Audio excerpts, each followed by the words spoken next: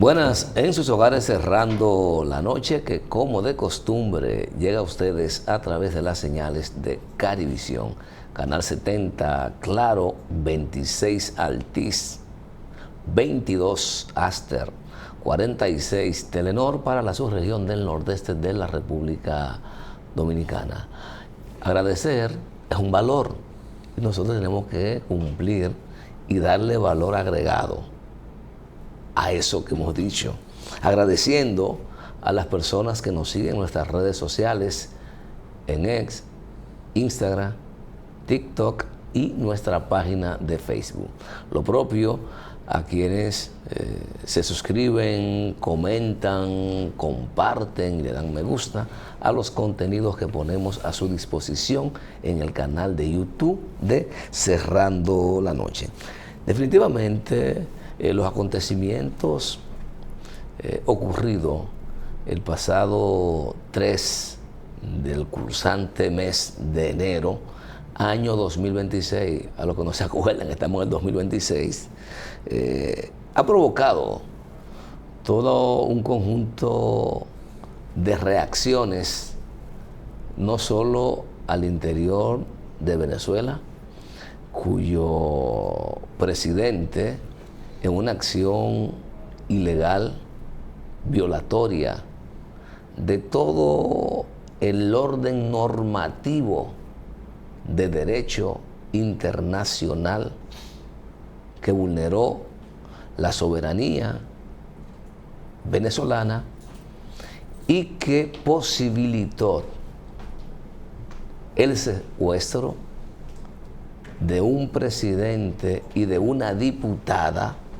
porque la esposa del presidente Nicolás Maduro, que es la primera dama, también es diputada de la Asamblea Nacional, fueran secuestrados y llevados por fuerzas especiales de Estados Unidos hacia el estado de Nueva York para ser juzgado.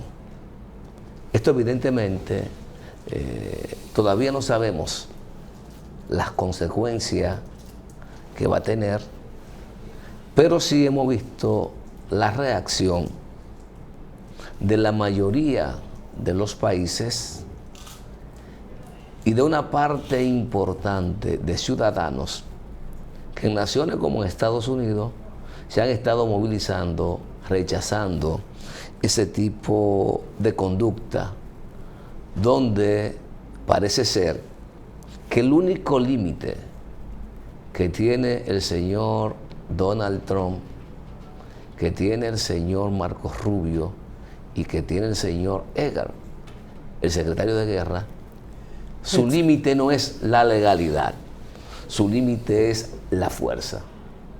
Y eso tendrá sus implicaciones en el ámbito político, geopolítico y en el ámbito económico.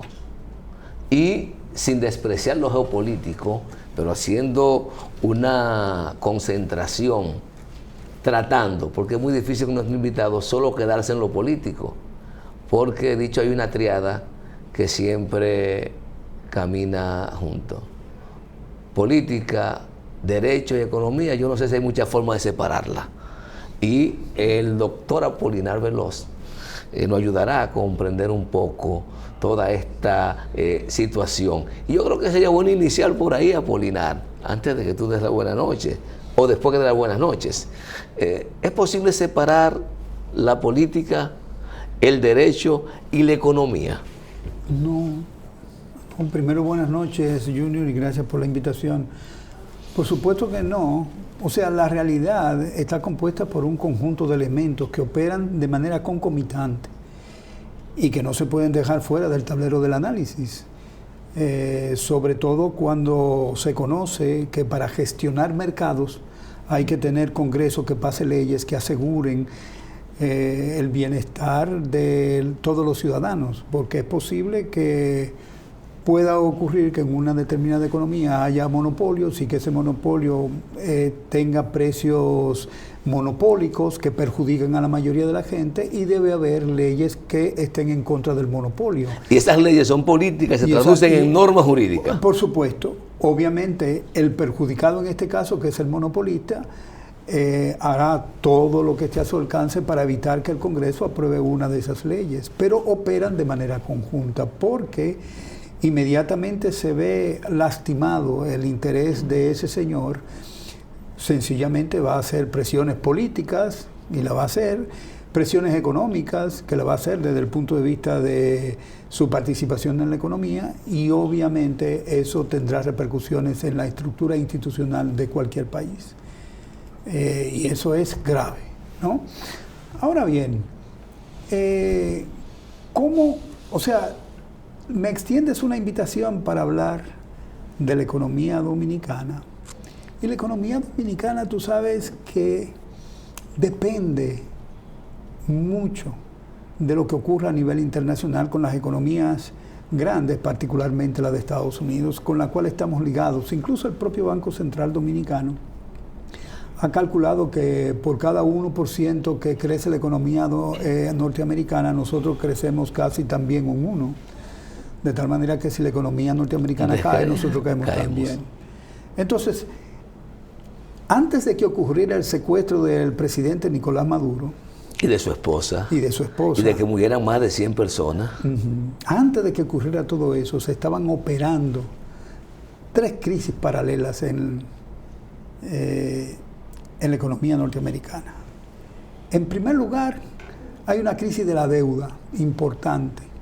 No porque los Estados Unidos deban mucho, porque en definitiva deben su propia moneda. El problema es que el dueño de esas monedas ahora mismo está reflejando desconfianza en el mantenimiento de esos activos financieros, que es China. Y China comenzó a vender y ya vendió 1.4 billones de dólares de esa deuda americana. Lo que inmediatamente lanza un conjunto de preocupaciones para la gente que tiene esos bonos. Porque inmediatamente, si China se está saliendo, probablemente algo están viendo ellos que va a pasar y la economía norteamericana no va a funcionar de la misma manera que está funcionando, y que pueda seguir pagándonos las tasas de interés que tienen. De tal manera que la gente va a comenzar a desprenderse de los bonos. Ya 1.4 billones de dólares de venta de no certificados, sino bonos del Tesoro que mantenía China, lo vende, y eso comienza a tener repercusiones. Ese es un problema porque entonces afecta el financiamiento del gasto público de los Estados Unidos, que está financiado fundamentalmente por deuda.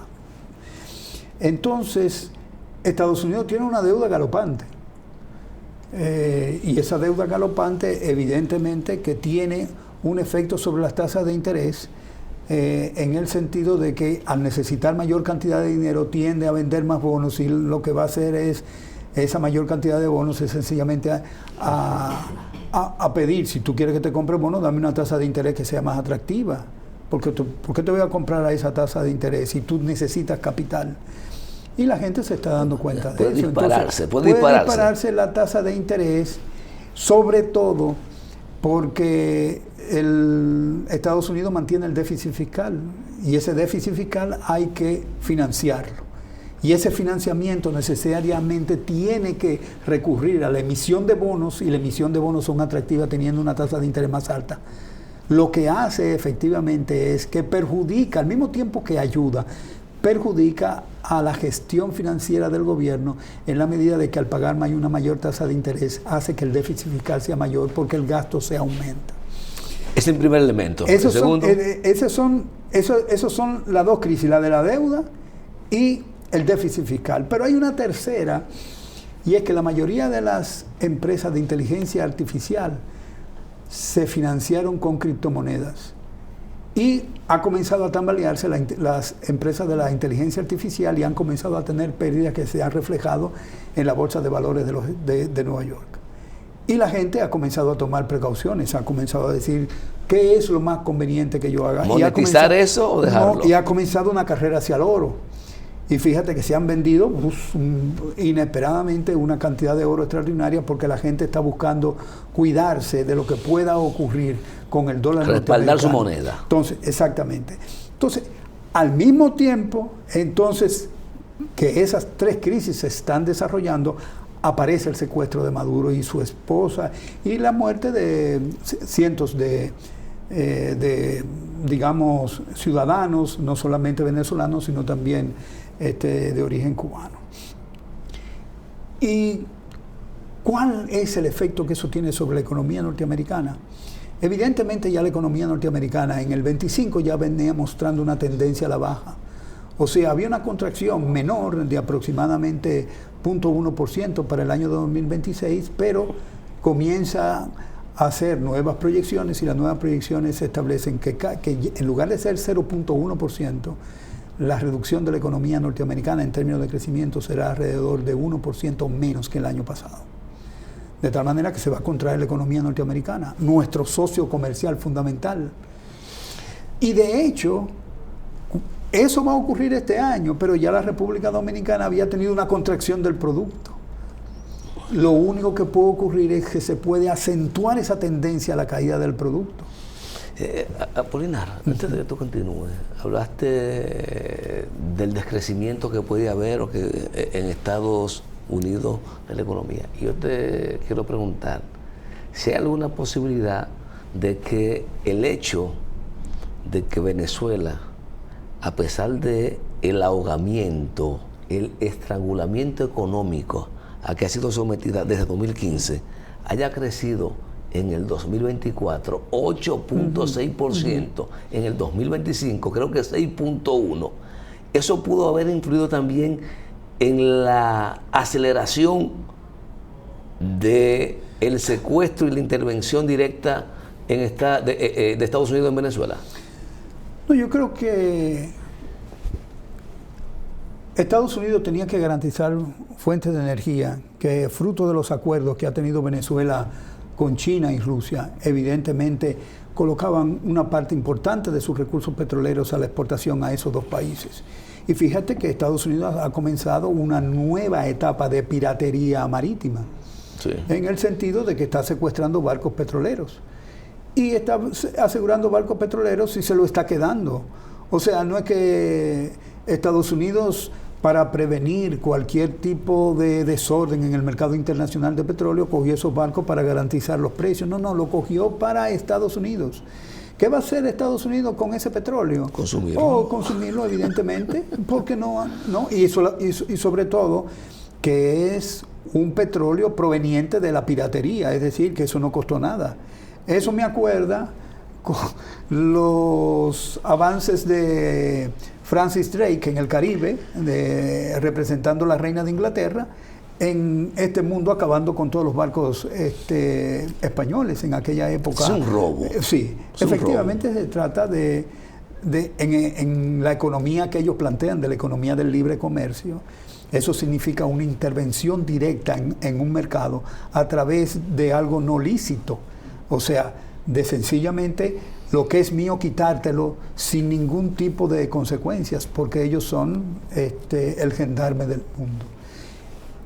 Eso necesariamente, y todavía no hemos comenzado a ver todas las consecuencias que traerá para la economía mundial, pero efectivamente eso traerá efectos para la economía mundial, porque no se está seguro de que si una mercancía que yo envié con un barco venezolano que no sea petróleo va a llegar a su destino.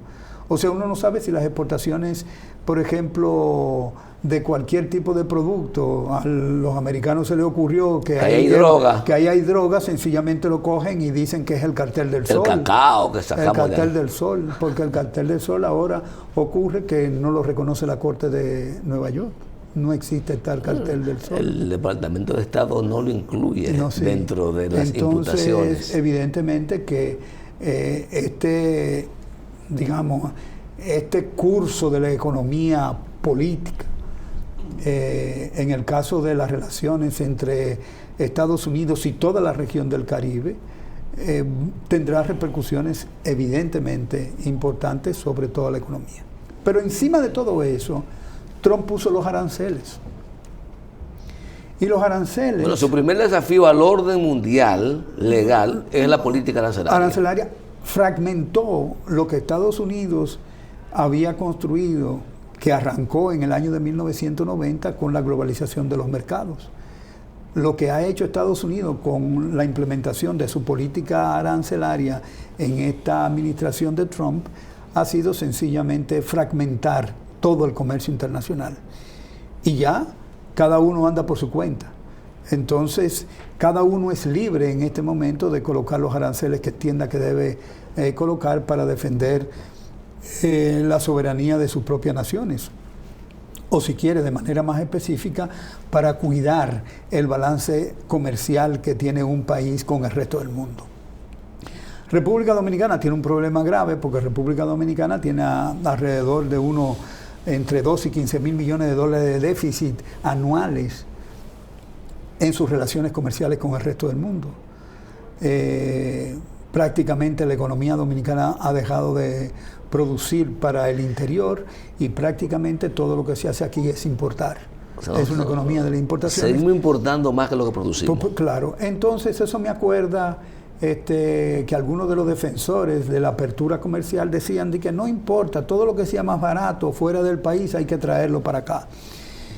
Lo que no se fijaron esos economistas era de que iba a tener una repercusión en la balanza comercial y ahora tenemos un grave problema. Pero más todavía, eso también liberalizó los flujos financieros y particularmente la repatriación de beneficios. O sea, yo no sé si el sector turismo paga impuestos por la repatriación de sus capitales. Eso explica en parte el nivel de endeudamiento que tiene la República Dominicana. No, la República Dominicana tiene un endeudamiento fundamental porque este gobierno claramente no sabe gestionar su política fiscal. Y no importa quién pongan, al final quien ponga va a ser un señor obediente de lo que diga la oligarquía dominicana. O sea, no importa qué ministro de Hacienda usted ponga, ahí a quien se está poniendo es sencillamente a la oligarquía dominicana a dirigir. ¿Por qué? Uno de los grandes males que tiene la economía dominicana en su funcionamiento es que empobrece. ¿Y empobrece por qué? Porque la estructura tributaria dominicana está basada en sencillamente poner todos los impuestos a los consumidores, pero al mismo tiempo reduce el impuesto sobre la renta y también aumenta la cantidad de exoneraciones que le da el gobierno para el funcionamiento de las empresas. Entonces tú no pagas impuestos y si no pagas también evades y al mismo tiempo te regalo dinero. Todo eso lo paga el consumidor porque de los únicos que recibe de manera efectiva dinero el Estado es de los consumidores, que son los que pagan justamente todo eso que dejan de pagar por evasión o por exenciones fiscales del sector privado. Entonces tú empobreces a la mayoría de la población para enriquecer a la minoría de la población. A los pobres financiando ricos. Exactamente. Entonces eso es lo que nosotros estamos haciendo. Y todavía este ministro de Hacienda está colocando administrativamente más impuestos, de manera calladita, sin hacer ningún tipo de escándalo, está efectivamente profundizando esa desigualdad de la estructura tributaria dominicana. Colocando más impuestos, tú dices. Sí, colocando administrativamente más impuestos. Porque los impuestos no pueden ser administrativos. No pueden ser, pero se Tiene hacen. que haber una ley previa. Acuérdate que ese mismo estaba en impuestos sobre la renta. En los gobiernos anteriores se hizo exactamente lo mismo. O sea que ese es un experto experto en poner parches a lo que funciona mal en la estructura tributaria dominicana. Pero por el otro lado tenemos el gasto público. ¿A dónde se concentra el gasto público? Teleférico, tranvía,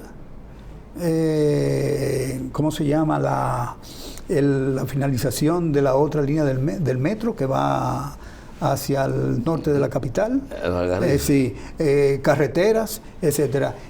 ¿Y la educación qué? ¿Y la salud qué? siguen estando en el mismo nivel de deterioro y nosotros no tenemos la posibilidad de que el gasto público sea para resolver los problemas más acuciantes de la población Nos dominicana. recuerda a Melvin Rubén que te refiere al monorriel de Santiago. El monorriel de Santiago, etcétera. Entonces, ¿para quién es el gasto público? Para que los ricos hagan negocio. ¿Y qué hacen además? Ellos tienen una forma de calcular la pobreza muy buena, o sea, siguen lo que es la recomendación del Banco Mundial y del Fondo Monetario Internacional, que se le da transferencias fiscales a la gente, te eligen una línea de pobreza ínfima, es decir, todo el que gana más de $3 diarios no es pobre, y entonces con la ayuda del gobierno sencillamente sacan a todo el mundo de la pobreza cuando efectivamente todo el mundo es pobre en este país.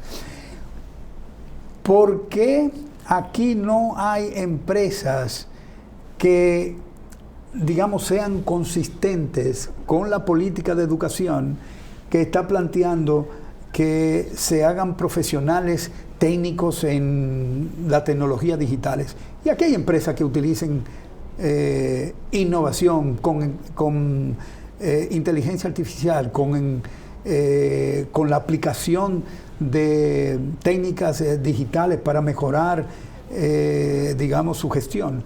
¿Cuáles son esas empresas? No hay. ¿Para qué estás gastando dinero, gobierno, en eso cuando no hay empresas que puedan absorber esa mano de obra? Porque tú no tienes empresas de esa naturaleza. Tú lo que tienes empresas es ligada a la construcción, empresas ligadas al turismo, y eso es lo que hacen, y esas empresas todas tienen exenciones fiscales, y por eso sobreviven, porque no aguantarían la competencia sin esas exenciones. Entonces, la República Dominicana tiene una economía que depende fundamentalmente de la ayuda del gobierno. Los empresarios privados no tienen la posibilidad de subsistir en un mercado de competencia con otros de igual naturaleza. Bien. Con la autorización expresa de nuestro invitado, el doctor Apolinar Veloz, vamos a una pequeña pausa y en breve continuamos con Cerrando la Noche. Continuamos con Cerrando la Noche, esta interesante conversación con el doctor Apolinar Veloz. Apolinar, entrábamos al tema de la deuda pública en República Dominicana, que tiene dos componentes, la deuda pública interna y la deuda pública. ¿Es externa o externa? ¿Cuál de las dos? Es eterna. Eterna. Vamos a hablar un poco del tema de la deuda en un país que tiene mínimo 40 años creciendo. Un chin menos, un chin más, ¿verdad? No, dicen las estadísticas. Tiene más de 20 años creciendo, pero ese crecimiento ha sido empobrecedor. Bueno, eso ese crecimiento no ha modificado la estructura de la distribución del ingreso en la República Dominicana, porque justamente lo ha concentrado entre la gente que mayor cantidad de recursos tiene, entre los ricos. O sea, los ricos son más ricos y hay una extensión muy grande de pobres, incluyendo a los pobres que no son dominicanos, que vienen del vecino país, que también están empobrecidos. La República Dominicana es signatario del Fondo Monetario Internacional y eso implica algunas obligaciones del país, y una de ellas es justamente seguir el manual de preparación de la presentación de las finanzas públicas, es decir, de los datos. Cuando el Fondo Monetario habla de deuda pública del sector público, incluye a todo el sector público. Aquí incluye dos instituciones, el gobierno central y el Banco Central. Deja fuera los ayuntamientos, las instituciones descentralizadas y autónomas y las empresas del gobierno. Las deja fuera como si no tuvieran deuda. Solamente tomando la deuda que tiene el Banco Central, que es una de las instituciones públicas descentralizadas, la deuda pública dominicana es de 74.000 millones de dólares. 74.000 millones de dólares. Eso sin contar todas las demás instituciones públicas, el INDRI, ¿cómo se llama? ¿Cuáles otras? Las sedes. O sea, cuando se buscan las instituciones del gobierno hay que poner toda la deuda junta y sumarla. Eso no se hace aquí. Se desconoce exactamente qué es lo que debe el sector público dominicano. Pero la rendición de cuentas que hace el gobierno sencillamente toma el gobierno central y el Banco Central. ¿Por qué ocurre eso, Apolinar? Eso ocurre sencillamente para venderte la idea de que la República Dominicana tiene una gestión de las finanzas públicas que se adhiere al manual de un control fiscal efectivo, cuando no es así. El gobierno gasta sin ningún tipo de plan, con lo cual gasta introspectivamente sin que en el presupuesto público se haya colocado una partida. Sencillamente se incluye porque ellos tienen la manía de tomar lo que ellos llaman el presupuesto complementario para incluir todo lo que no se incluyó en el presupuesto y hacer una aprobación. Para darle el forraje legal. Forraje de legal. Y sencillamente gastan sin ningún tipo de control. Fíjate que nunca el gobierno ha anunciado que tiene un objetivo de déficit fiscal. Y increíblemente el déficit fiscal de la República Dominicana ha sido 3 desde que salió Danilo, ha sido 3 y se repite. Eso es, digamos, un ejercicio fiscal desde el punto de vista del número estricto cumplimiento del 3% como déficit fiscal. Pero ese déficit fiscal hay que financiarlo. Y la deuda pública dominicana, digamos, si la contamos completamente, debe estar en niveles que el gobierno no puede sostener. Ahora bien, el Fondo Monetario Internacional y el Banco Mundial nunca le va a decir que la deuda dominicana es insostenible. Insostenible por el hecho también de la condonación que hace el gobierno de los impuestos directos a los empresarios y las exenciones fiscales que le da el gobierno. Ahí estamos hablando de más de 600 mil millones de pesos por año, en esas dos partidas. 600 mil millones de pesos, sin hablar de la ilusión. Y qué bueno que a este gobierno todavía no se le ha ocurrido hacer una amnistía fiscal para lo que evadieron durante los 4 años anteriores, se pongan al día. Ojalá que no se le ocurra esa brillante idea al ministro de Hacienda, que son normalmente quien ha propuesto eso en sus posiciones anteriores. ¿Y qué impacto tiene en la economía dominicana el hecho de que para este año 2026 el pago de la deuda, el pago de intereses, sobrepasa los 322 mil millones de pesos? ¿Cómo afecta eso el gasto público? O sencillamente eso no se gasta aquí. O sea, si yo estoy pagando deuda pública externa, sencillamente se va a lo que prestaron. Eso no se gasta aquí. Hay que comprar dólares. Eso hay que comprar dólares para pagárselo a ellos. Está bien, uno pone presión sobre el tipo de cambio porque el gobierno tiene que buscar esos dólares. Porque el Banco Central no se lo puede dar. Como no estamos produciendo dólares, hay que salir a buscarlo. Hay que salir a buscarlo. ¿Y qué es lo que hace el gobierno? Pedir prestado, porque no tiene de otra. Las exportaciones dominicanas son anémicas, ¿no?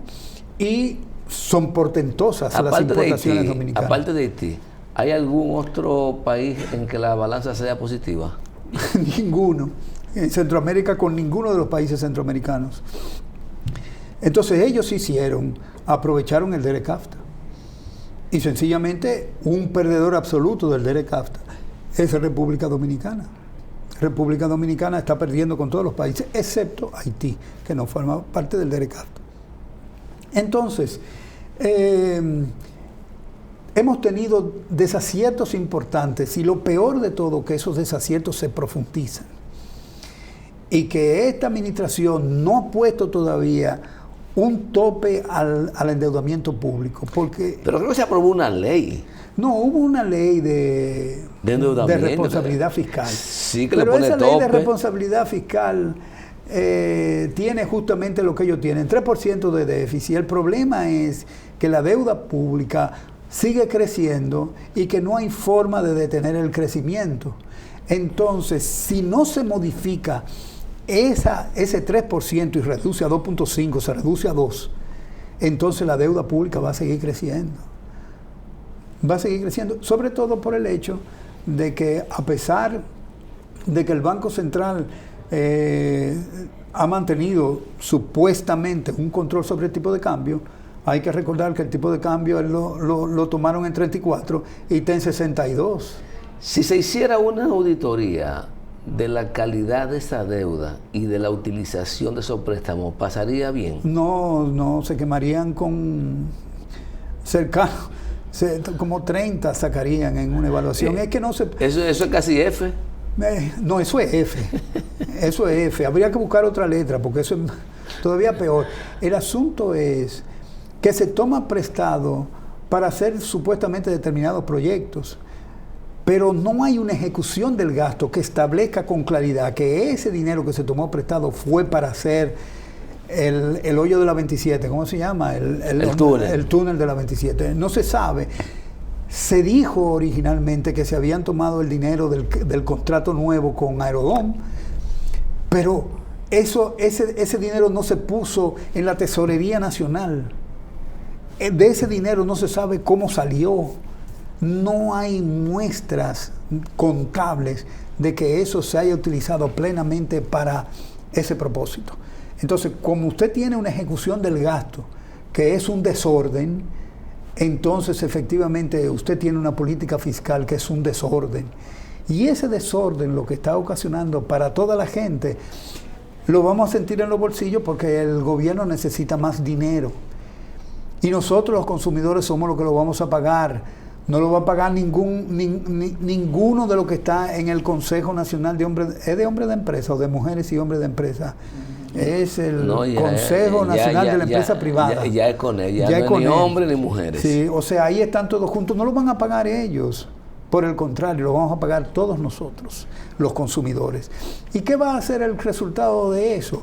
Sencillamente que vamos a ser más pobres y ellos van a conservar su riqueza porque todos salen a un fideicomiso, que a propósito, como el fideicomiso protege el hecho de que sea completamente secreto, entonces no se le pone impuestos a eso que sale. Hay que preguntar si los que repatrian capitales pagan impuestos por esa repatriación de capital, porque si no pagan impuestos sobre la renta, tampoco pagan impuestos sobre la repatriación de capitales.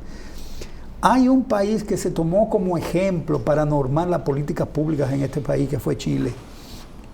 Sin embargo, Chile no liberó del pago de la repatriación de capitales a los empresarios. Eso tienen que pagarlo. A nosotros no, nosotros lo dejamos libre.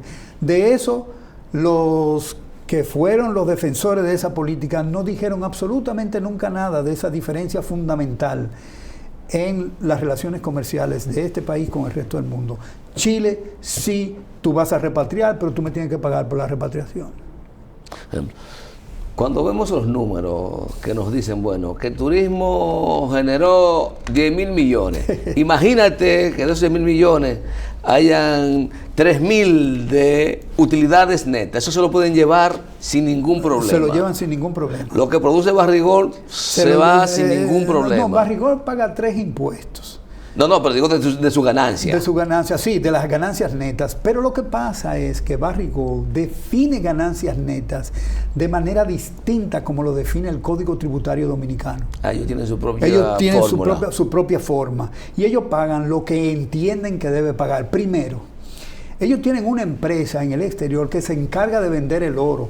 Y solo cuando esa empresa vende el oro es que le paga a República Dominicana. O sea, ellos no tienen obligaciones tributarias realmente. Ellos han tomado al gobierno de mojiganga. O sea, ese contrato, si hubiese un presidente que se respetara y que respetara el país, hace años que hubiese renegociado ese contrato, porque ese contrato es dañino para las finanzas públicas. Entonces ahora están muy contentos porque el dólar subió a $4.400 y le van a pagar $100 millones más, y ahora andan diciendo que es fundamental Barrigol para las finanzas públicas dominicanas. Hablando del oro, ¿verdad? Sí, hablamos del oro. Entonces, evidentemente que se tiene que reformar no solamente la estructura del Estado, sino también la forma en que se toman decisiones.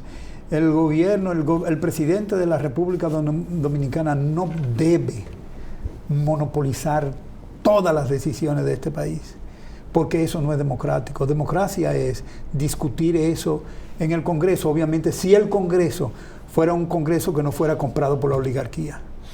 Vamos nuevamente a una pausa y en breve continuamos con Cerrando la Noche. De vuelta con Cerrando la Noche, esta interesante conversación con el doctor Apolinar Veloz.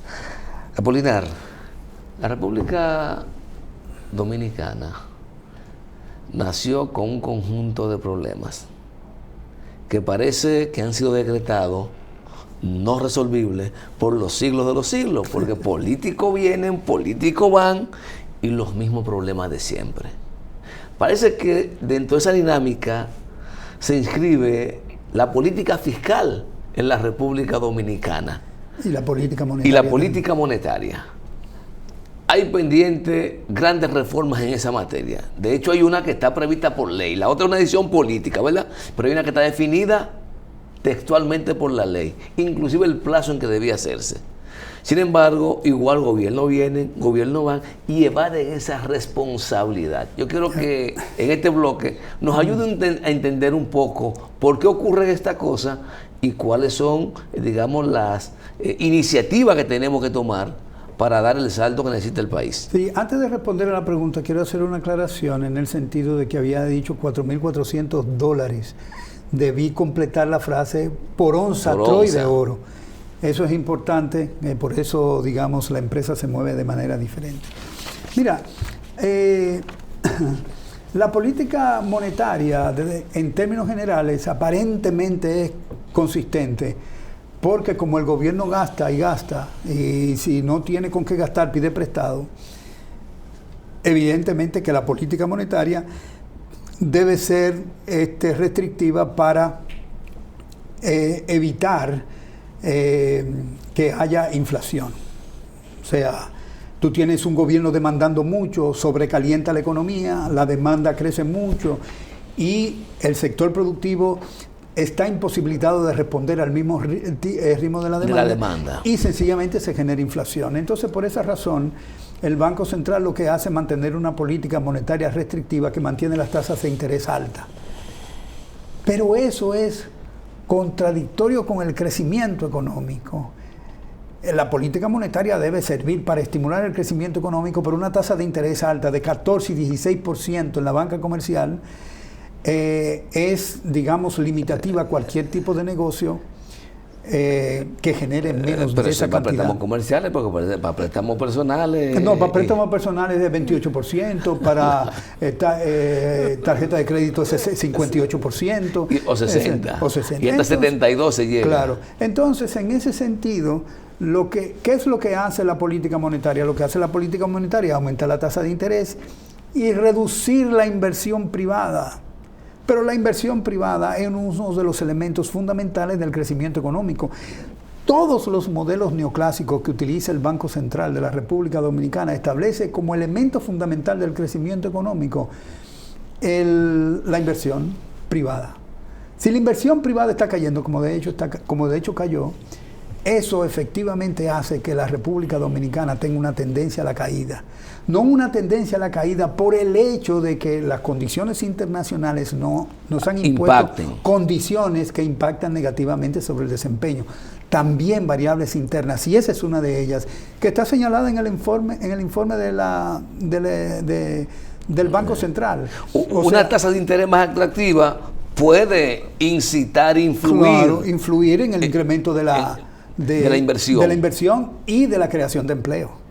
Entonces, ¿cómo es posible que se esté planteando, digamos, crecimiento económico cuando tú tienes esa inconsistencia de la política fiscal y monetaria? Por eso es que cuando aquí vienen personas, inversionistas de Europa o del propio Estados Unidos, que se le habla de tasa de interés, aunque sea en peso, de un 12, de un 14, de un 18, no entienden.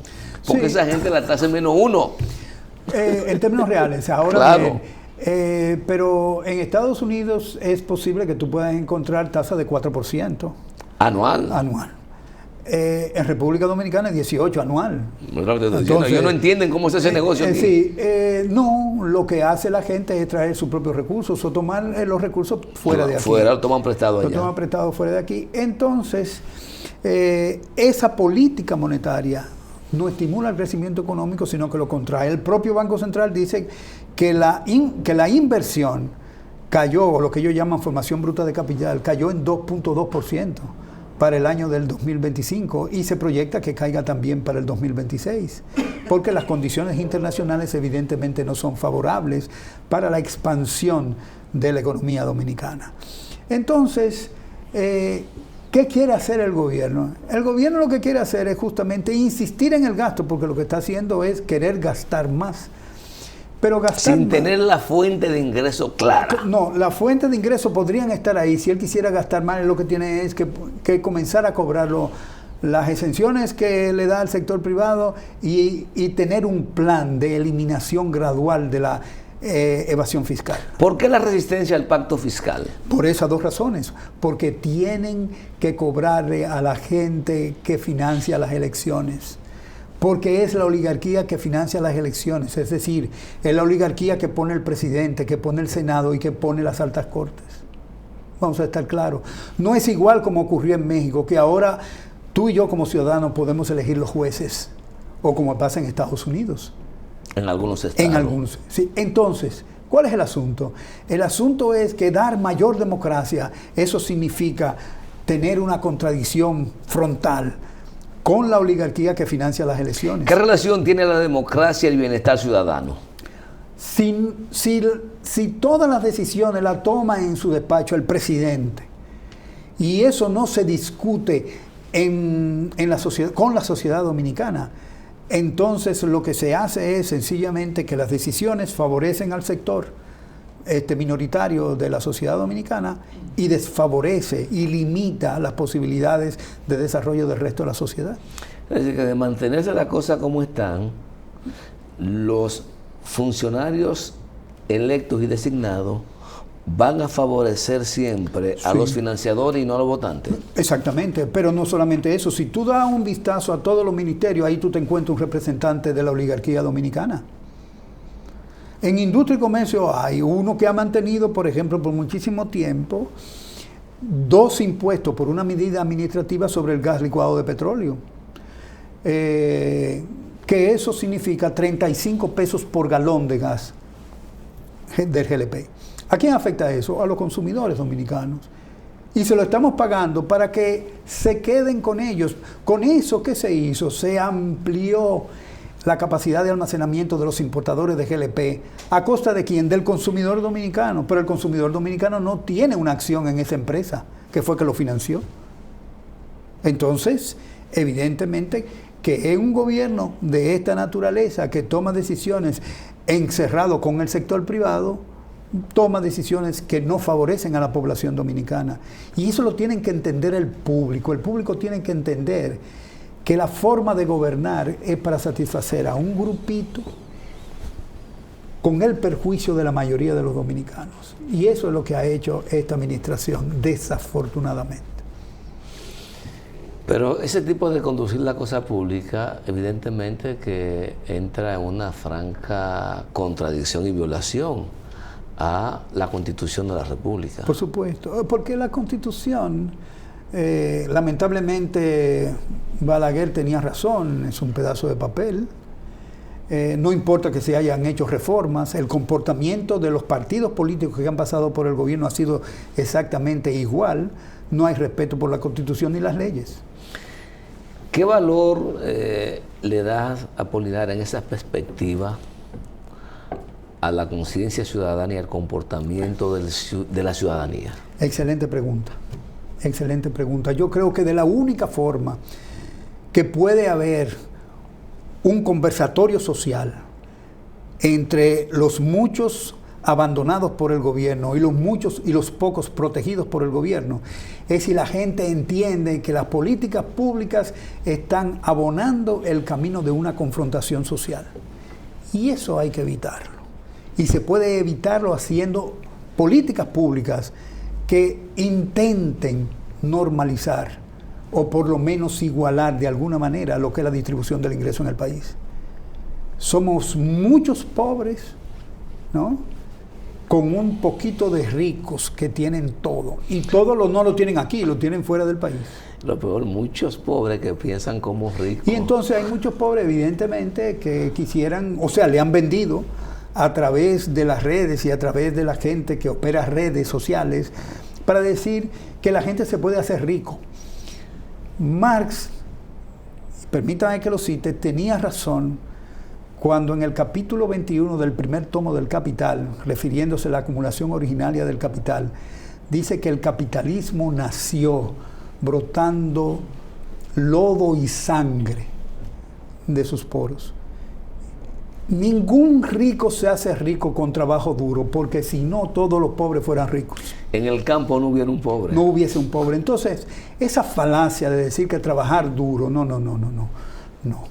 Aquí hay gente que se ha hecho rico sencillamente porque se encontró una tierra que hubo gente que no la pudo defender y se quedó con ellas. Si esa teoría fuera falsa, entonces los que tienen 3 y 4 trabajos fueran multimillonarios. Claro, por ejemplo, yo debería ser millonario, pero yo tengo 4. Te pica mucho. Sí. Entonces debería ser millonario. Trabajo mucho, no hay fines de semana de descanso, lo que hay es trabajo. No hay ocio. No hay ocio, no hay nada. ¿Y qué tú estás haciendo los cuartos? El supermercado me lo quita todo. No. Sí, el supermercado me lo quita todo. Cuando yo miro lo que yo gasto en supermercado, eso es extraordinario. Y ya definitivamente esa restricción presupuestaria tiene que significar una modificación del consumo. Hay que eliminar el arroz, hay que eliminar la carne, los huevos y a comer plátano vacío. Y si le ponemos impuestos a todo eso como queremos, ¿qué hacemos?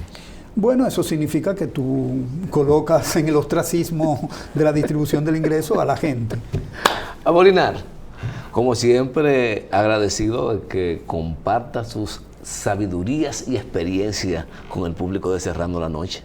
No, gracias a ti por darme la oportunidad de hacerlo. A ustedes, gracias por habernos permitido llegar a sus hogares. Mañana nos reencontramos en una nueva edición de Cerrando la Noche.